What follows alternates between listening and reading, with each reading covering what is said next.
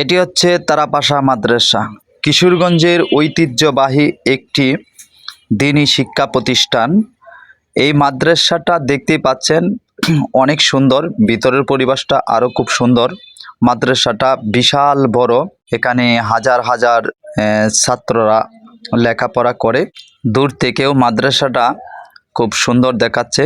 তবে সবচেয়ে বড় যে বিষয়টা আমার কাছে লাগলো সেটা হলো মাদ্রাসার সামনে দিয়েই মেন রোড রাস্তা, যেটা হচ্ছে কিশোরগঞ্জ হতে করিমগঞ্জ চামড়া রাস্তাটা।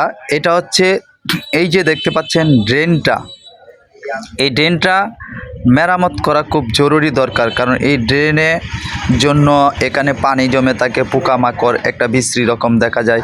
হাজার হাজার ছেলেরা এই শিক্ষা প্রতিষ্ঠানে লেখাপড়া করে, এই ড্রেনের মধ্যে ছোট ছোট বাচ্চারা পড়ে যেতেও পারে। তবে এই মাদ্রাসাটা কিশোরগঞ্জ জেলা ঐতিহ্যবাহী একটি মাদ্রাসা, তারাপাশা মাদ্রাসা।